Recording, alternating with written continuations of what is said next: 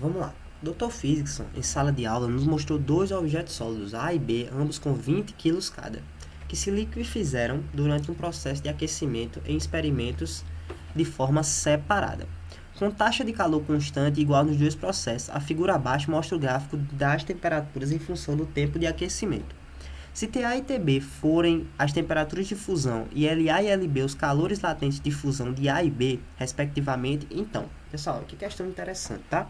Questãozinha perfeita aí para a gente entender esses conceitos de calor sensível, calor latente, calor específico, tá?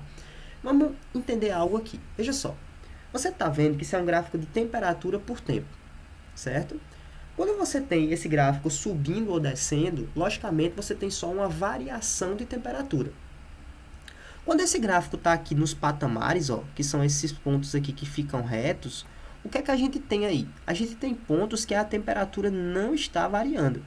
E se a temperatura não está variando, você sabe que isso é um calor latente, certo? Então você tem um calor latente.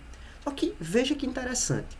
O ar, para ele mudar de estado físico, para ele ir desse ponto aqui, A1, até o ponto A2, ele tem um espacinho pequeno, certo?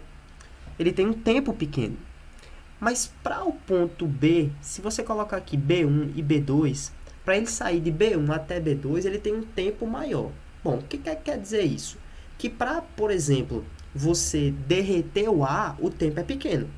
Para você derreter o B, você tem que o tempo é grande. Bom, qual é a conclusão que a gente chega? É que o calor latente de B ele é maior que o calor latente de A. Ou LA é menor que LB.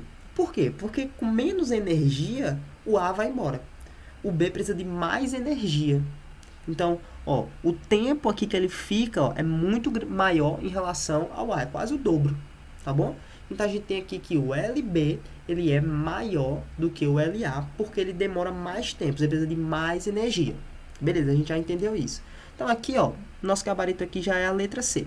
Mas vamos entender por que a TA ela é maior do que a TB. Bom, aí é só leitura de gráfico, né? Se a temperatura está no eixo vertical, é só ver, ó, a temperatura de A, ó, ela está mais acima do que a temperatura de B. Então, a gente diz que a temperatura de A é maior que a temperatura de B.